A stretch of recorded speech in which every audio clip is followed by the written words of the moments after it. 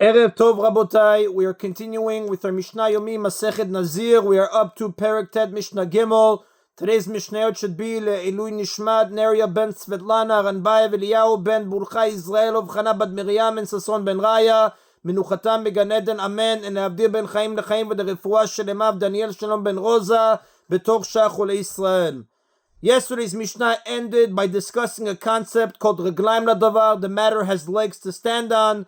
The next two Mishnayot, although they do not discuss the laws of Nazirut, teach other laws for which the Mishnah states that the matter has legs to stand on. So we're moving from, once we mention Reglaim Ladavar, we're going to discuss other topics that have that same idea. This Mishnah discusses finding a body buried in the ground where no one knew there was a grave. As a rule, a body may not be relocated once it has been buried. However, if it was originally buried in a place only temporarily, with the intention of later reburying it somewhere else, it may be moved. When a body is found in the ground where there is no cemetery, we do not know whether it was buried there with the intention of moving it later and for some reason was forgotten, or whether it was buried with the intention that it remained there permanently. The Mishnah teaches what should be done in this case. Hamotzeh met b'techila. If someone finds a dead body and it is the first body found in this area, the Mishnah will later discuss what should be done if it was not the first body found there. Mushkav kidalko, and it was laid out in the normal way in which Jews are buried. In the times of the Mishnah, it was customary for Jews to be laid to rest on their backs with their hands folded over their chest. If the body is not flat on its back, we assume that it is the body of a non-Jew. In that case, it can be moved without following the rules stated in this Mishnah. Today, the custom is for the arms to be placed along the sides of the body, not over the chest, as the Chokhmat Adam discusses in his book. Now, the Mishnah says, Not lo ve'etivusato. He may take it together with the earth associated with it, the earth underneath the body that likely absorbed some of the fluids from the body, and bury it somewhere else. The word tivusa is like tifusa, grasped, meaning the earth grasped by the body, when the fluids of the decomposing body soaked into it. This consists of any loose earth beneath the body, as well as the solid earth underneath the loose earth to a depth of 3 fingers. All of this earth should be reburied with the body in its new location, out of respect for the dead. Now, this is because when a single body is found and it is not near other bodies, we assume that the area was not a cemetery and that the body was buried there with the intention that it would be moved later. Matzah shnayim, if he found 2 bodies in the same area, the law is the same. Notlan vetivusatan, he may take them together with the earth associated with them and bury them somewhere else, because we still do not assume that the area was a cemetery. The Mishnah now teaches the law in a case where 3 bodies are found. In the times of the Mishnah, people were buried in recesses like shelves dug into the walls of a cave. Burial caves typically measured 4 by 6 amot, and bodies were buried in the walls on 3 sides of the cave. The 4th side of the cave opened into a courtyard which measured 6 by 6 amot. On the opposite side of the courtyard, there would be another cave in which more bodies were buried and which also measured 4 by 6 amot. Whoever has the article elucidated, it would be diagram note 5, or whoever has any other illustrated Mishnah to look at the Mishnah's case. Now, these caves were often artificial caves dug beneath the ground to serve as burial places. Now, based on this, the Mishnah teaches the law when 3 bodies are found. Matzah shlosha, if he found 3 bodies, im yesh ben ze leze me'arba amot vat shmone, if between the first body and the third body there is a separation of between 4 and 8 amot, meaning the first and third bodies are not less than 4 amot apart and not more than 8 amot apart, this is considered a cemetery area, since this is how bodies would have been arranged in a burial cave. Since these measurements fit the layout of a burial cave, we assume that the area is part of an old, forgotten cemetery. Even though a burial cave is only 6 amot long, the first and third bodies could still be 8 amot apart if they were at opposite corners of the cave. The distance from one corner to the other is around 7.3 amot, but the sages rounded off the number to 8. If the first and third bodies are more than 8 amot apart, they could not have been in a burial cave. If they are less than 4 amot away from each other, we also assume they are not from a burial cave, since bodies buried in regular caves will not be so close together. Instead, we assume that these bodies were all buried in this area temporarily, and they were meant to be moved later to a regular burial area. Now, these 3 bodies do not have to be in a row. For instance, he might find 2 bodies from the side of the wall of the cave and 1 from the back wall of the cave, right? So 2 bodies from the side wall of the cave and 1 from the back wall of the cave. As long as they are arranged in such a way that they could fit in a burial cave, they may not be moved. Therefore, again, he may not move them because they were buried there on purpose. Now, since we assume that he has found a burial cave, we must also suspect that there is another burial cave nearby, because two burial caves usually open into a common courtyard. Therefore, he must check to see if there are more bodies. He must search for 20 amot past the place where he found the bodies, because the distance from the back wall of one cave to the back wall of the opposite cave would have been about 20 amot. Based on how the bodies are arranged, he can figure out where the back wall of the cave would have been. He then measures 20 amot from there. Now, the commentators actually point out the distance across the burial cave, 6 amot, the courtyard 6 amot, and the opposite burial cave 6 amot would have been only 18 amot. However, since he may be digging diagonally across a cave, a distance of 8 amot instead of 6, the sages required him to search a full 20 amot. Since he cannot be sure in which direction the other cave lies, he must search for 20 amot in every direction. And the manner in which he checks is described in Ohalot chapter 16, Mishnah 4. If he then found even one body at the end of those 20 amot, we assume that it is located in another burial cave, therefore he may not move that body either. And he must search for 20 amot past that body, because the matter has legs to stand on, meaning because there is now reason to think that there may be more burial caves in the area.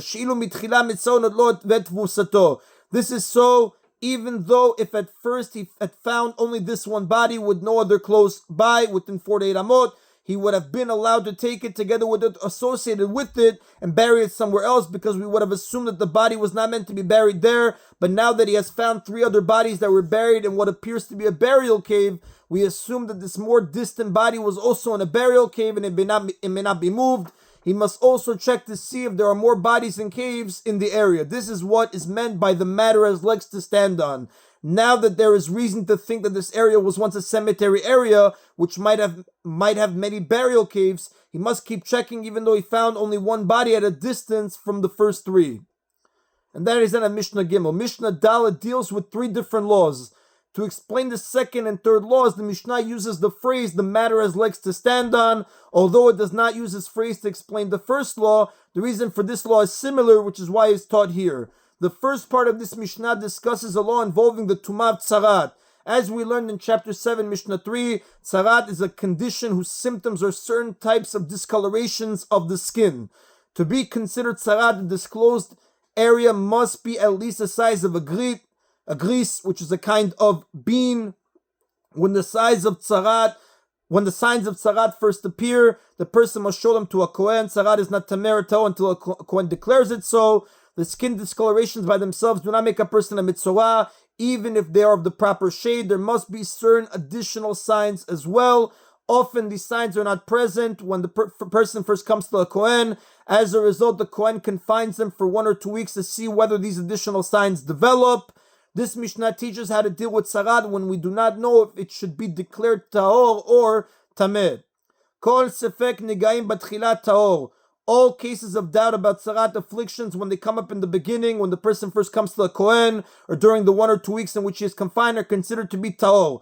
Ad Shulon Iskak Tumah, as long as he has not yet been declared Tameh by the Kohen. For example, if a person comes to the Kohen with a Tzarat discoloration, the size of a gris bean, another person comes with a bigger one that is the size of a sela coin, the Kohen confines both of them for 7 days. After 7 days, the Kohen looks at both of them again, and both people have discolorations the size of a sela coin, but no one remembers whose spot was originally the size of a gris bean and whose was always the size of a sela coin. Spreading is one of the signs of definite Tzarat.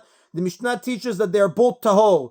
Although the one whose Tzarat was the size of a gris bean should be tameh, and the other one should at least be confined for another week, since the Kohen cannot say which is tameh, they are both judged to be tahor, and this is learned from a verse, as the Mishnah discusses in Negaim, chapter 5, Mishnah 4.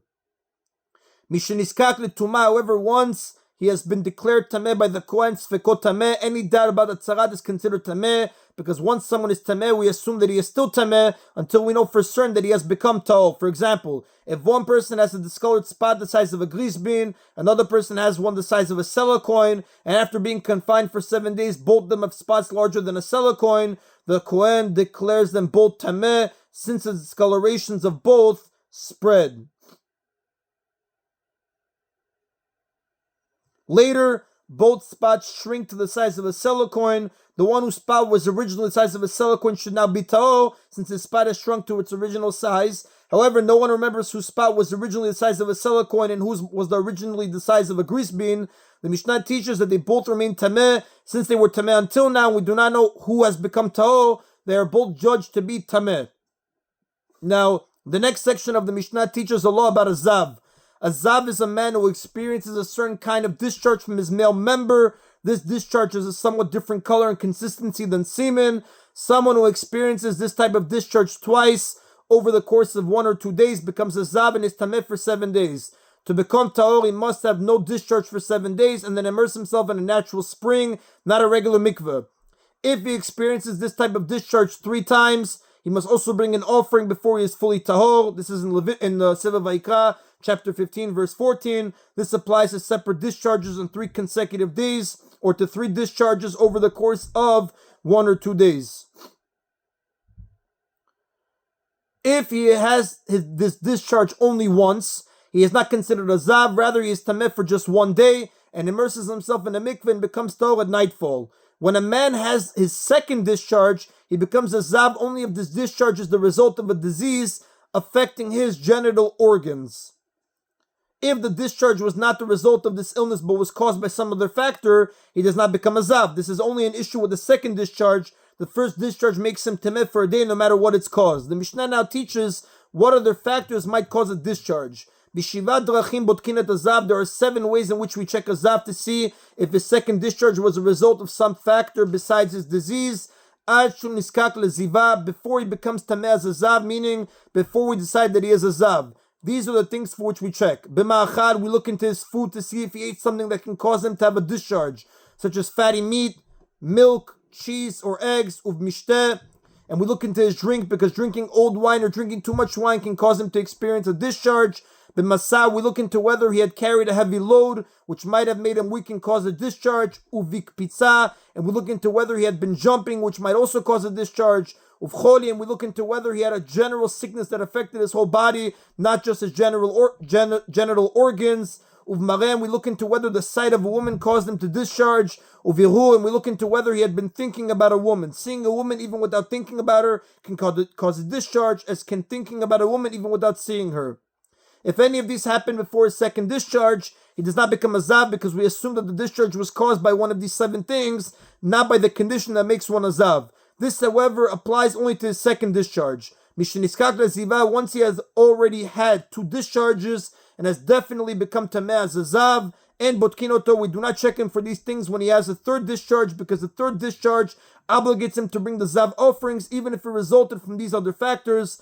So therefore, his accidental discharge resulting from any of the 7 things that we said earlier, usfeko v'shivchat zaro, and his 3rd discharge, whether there is a question, whether it resulted from his emission of semen.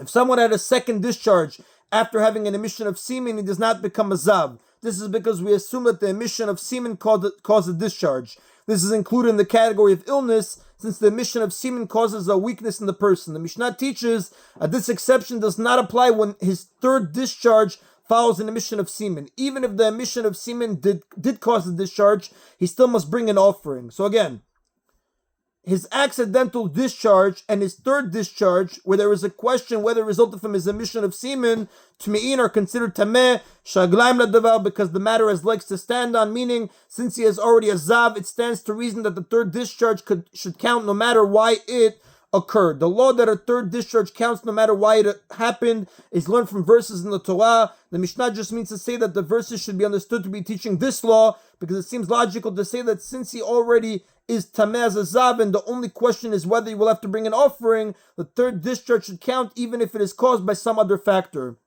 And the last part of the Mishnah deals with someone who was attacked and later died, but it is unclear if he died as a result of the attack or due to some other factors. Hamaked chavero v'amadu lemita. If someone hit another person and they evaluated the victim and concluded that he was hurt so badly that his injuries would lead to his death, and then he got better than he had been, and they decided that he would live after all. But after that, he took a turn for the worse and died. Chayav, the one who hit him, is liable to a death penalty because we assume that this person died as a result of his attack. Since he never recovered completely, we assume that the first evaluation that he would die from his injuries was correct. The fact that the court-appointed doctors changed their minds and decided that he would live does not matter.